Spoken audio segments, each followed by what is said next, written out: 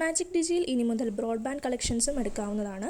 ഇതിനായി നിങ്ങളുടെ ഐഡിയിൽ ബ്രോഡ്ബാൻഡ് എന്ന ഓപ്ഷൻ എനേബിൾ ചെയ്തിട്ടുണ്ടോ എന്ന് ചെക്ക് ചെയ്യുക. എനേബിൾ ആയിട്ടില്ല എന്നുണ്ടെങ്കിൽ കസ്റ്റമർ കെയറുമായി ബന്ധപ്പെട്ട് എനേബിൾ ചെയ്യുക. Broadband options 4 എണ്ണമാണുള്ളത്. ബ്രോഡ്ബാൻഡ് എന്ന ഓപ്ഷനിൽ ക്ലിക്ക് ചെയ്താൽ customer mapping, customer operations, LCO mapping, payment report എന്നിങ്ങനെയുള്ള ഓപ്ഷൻസ് കാണാം. ഇതിൽ ആദ്യം LCO കോഡുമായി നിങ്ങളുടെ ബ്രോഡ്ബാൻഡ് LCO കോഡ് മാപ്പ് ചെയ്യേണ്ടതുണ്ട്. അതിനായി ബ്രോഡ്ബാൻഡ് LCO കോഡ് എന്ന കളത്തിൽ നിങ്ങളുടെ കോഡ് ടൈപ്പ് ചെയ്ത് മാപ്പ് എന്ന ഓപ്ഷൻ കൊടുക്കുക.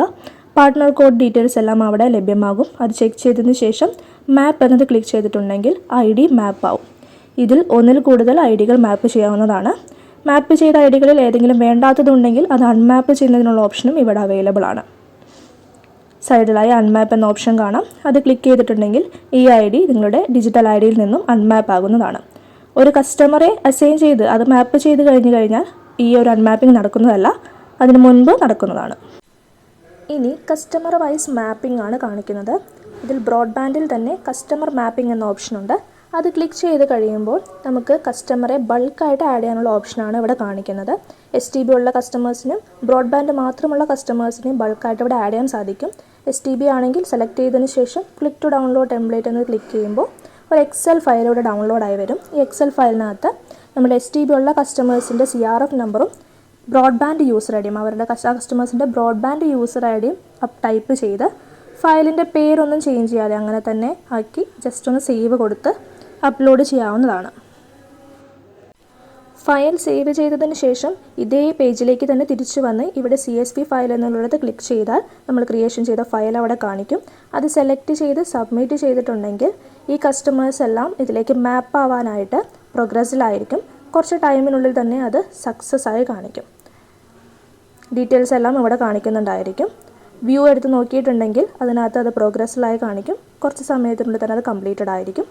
പിന്നീട് ആ കസ്റ്റമേഴ്സിനെ നമുക്ക് ഡിജിറ്റൽ IDയുമായിട്ട് മാപ്പിഡായിട്ട് കാണിക്കും. ബ്രോഡ്ബാൻഡ് കസ്റ്റമേഴ്സിനെയും ഇതുപോലെ തന്നെ ബൾക്കായി ആഡ് ചെയ്യാവുന്നതാണ്. അതിനായി ബ്രോഡ്ബാൻഡ് എന്ന് സെലക്ട് ചെയ്ത് ഫയൽ ഡൗൺലോഡ് ചെയ്ത് കഴിഞ്ഞാൽ ആ ഫയലിനകത്ത് ബ്രോഡ്ബാൻഡ് യൂസർ IDകൾ മാത്രം എൻ്റർ ചെയ്ത് സേവ് ചെയ്യുക. എന്നിട്ട് അപ്ലോഡ് കൊടുത്തു കഴിഞ്ഞിട്ടുണ്ടെങ്കിൽ അത് സക്സസ്ഫുള്ളായിട്ട് കാണിക്കും. കുറച്ച് സമയത്തിനുള്ളിൽ തന്നെ അത് പ്രോഗ്രസ്സിൽ നിന്നും സക്സസ്ഡ് ആയിട്ട് ഈ കസ്റ്റമേഴ്സ് എല്ലാവരും ഡിജിയിലേക്ക് അപ്ഡേറ്റ് ആവും. ഇനി കസ്റ്റമറെ സിംഗിളായിട്ട് മാപ്പ് ചെയ്യുന്നത് കാണിക്കാം. അതിനായി 2 ഓപ്ഷൻസ് ഉണ്ട്. ബ്രോഡ്ബാൻഡിലെ കസ്റ്റമർ ഓപ്പറേഷൻസിൽ മാപ്പ് കസ്റ്റമർ എന്ന ഓപ്ഷൻ വഴിയും നമുക്ക് ബ്രോഡ്ബാൻഡ് കസ്റ്റമേഴ്സിന് STBയുമായും ബ്രോഡ്ബാൻഡ് മാത്രമുള്ള കസ്റ്റമേഴ്സിനെ മാപ്പ് ചെയ്യാൻ സാധിക്കും. ബ്രോഡ്ബാൻഡ് കസ്റ്റമേഴ്സിന് STB കസ്റ്റമേഴ്സുമായി മാപ്പ് ചെയ്യാനായി ഇവിടെ STB നമ്പർ അതായത് CRF നമ്പർ ടൈപ്പ് ചെയ്യുക. ആദ്യം സെർച്ച് ചെയ്ത് കഴിഞ്ഞാൽ STB കസ്റ്റമേഴ്സിനെ കാണിക്കും. തുടർന്ന് ബ്രോഡ്ബാൻഡ് യൂസർ ID സെർച്ച് ചെയ്യുക.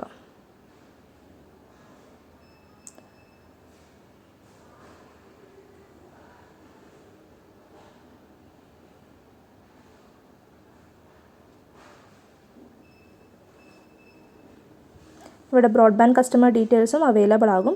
ശേഷം കൺഫേം ചെയ്തതിന് ശേഷം മാപ്പ് ചെയ്ത് കഴിഞ്ഞിട്ടുണ്ടെങ്കിൽ ഈ കസ്റ്റമർ STB കസ്റ്റമറുമായി മാപ്ഡായിട്ട് കാണിക്കും.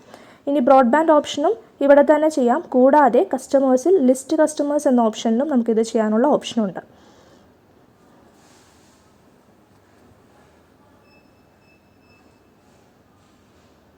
ഇവിടെ മാപ്പ് കസ്റ്റമേഴ്സിൽ ക്ലിക്ക് ചെയ്താൽ ഇതേ ഓപ്ഷൻസ് തന്നെ STB കസ്റ്റമറുമായും ബ്രോഡ്ബാൻഡ് കസ്റ്റമറെ മാത്രം മാപ്പ് ചെയ്യാൻ സാധിക്കും. ബ്രോഡ്ബാൻഡ് കസ്റ്റമറെ മാത്രം മാപ്പ് ചെയ്യാനാണെങ്കിൽ യൂസർ ID സെലക്ട് ചെയ്ത് അവിടെ കോപ്പി ചെയ്ത് സെർച്ച് ചെയ്യുക. തുടർന്ന് മാപ്പ് ചെയ്യുക. ഇതേ ഓപ്ഷൻ തന്നെ നമുക്ക് കസ്റ്റമർ ഓപ്പറേഷൻസിലും അവൈലബിൾ ആണ്.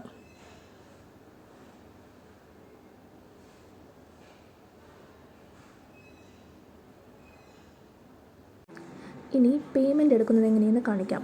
അതിനായി കസ്റ്റമേഴ്സിൽ ലിസ്റ്റ് കസ്റ്റമർ എന്നത് എടുക്കുക.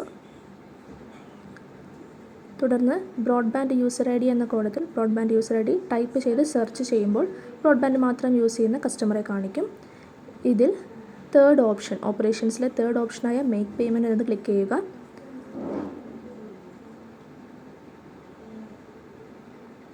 ബ്രോഡ്ബാൻഡ് ഡ്യൂ എമൗണ്ട് അവിടെ കാണിക്കും. നിങ്ങൾക്ക് എത്ര രൂപയാണോ പേയ്മെൻറ്റ് ചെയ്യേണ്ടത് അതവിടെ ടൈപ്പ് ചെയ്ത് ബ്രോഡ്ബാൻഡ് റിന്യൂവൽ ചെയ്യണമെന്നുണ്ടെങ്കിൽ അവിടെ ടിക്ക് ചെയ്തും റിന്യൂവൽ ചെയ്യേണ്ട എന്നുണ്ടെങ്കിൽ ടിക്ക് ചെയ്യാതെയും പേ ചെയ്യുക. തുടർന്ന് യെസ് ക്ലിക്ക് ചെയ്തിട്ടുണ്ടെങ്കിൽ ബ്രോഡ്ബാൻഡ് പേയ്മെൻറ്റ് എടുക്കാൻ സാധിക്കുന്നതാണ്. ഇനി ഡിജിറ്റൽ ടി വിയും ബ്രോഡ്ബാൻഡുമുള്ള കസ്റ്റമേഴ്സിൻ്റെ പേയ്മെൻറ്റ് എടുക്കുന്ന രീതി കാണിക്കാം. അതിനായി ബ്രോഡ്ബാൻഡ് യൂസർ ഐഡിയോ CRF നമ്പറോ ടൈപ്പ് ചെയ്ത് കസ്റ്റമറെ സെർച്ച് ചെയ്തെടുക്കുക. തുടർന്ന് ഡീറ്റെയിൽസ് ചെക്ക് ചെയ്തതിന് ശേഷം ഓപ്പറേഷൻസിലെ മേക്ക് പേയ്മെൻറ്റ് എന്ന ഓപ്ഷൻ ക്ലിക്ക് ചെയ്യുക. ഇതിൽ ഡിജിറ്റൽ ടി വി ഡ്യൂ എമൗണ്ടും ബ്രോഡ്ബാൻഡ് ഡ്യൂ എമൗണ്ടും കാണിക്കുന്നതാണ്. പേയ്മെൻറ്റ് ചെയ്യേണ്ട എമൗണ്ട് ഒരു ടൈപ്പ് ചെയ്തതിന് ശേഷം ബ്രോഡ്ബാൻഡ് റിന്യൂവൽ ആവശ്യമുണ്ടെങ്കിൽ ടിക്കോ, ആവശ്യമില്ല എന്നുണ്ടെങ്കിൽ അൺടിക്കോ ചെയ്തിട്ട് പേയ്മെൻറ്റ് ചെയ്യാവുന്നതാണ്.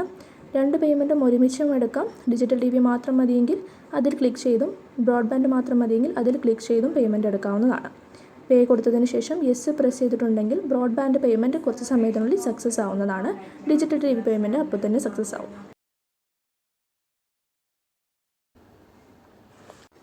ഇത്രയും ഓപ്ഷൻസാണ് മാജിക് ഡിജി ബ്രോഡ്ബാൻഡുമായി മാപ്പ് ചെയ്യുന്നതിന് വേണ്ടി അറിഞ്ഞിരിക്കേണ്ടത്. Thank you.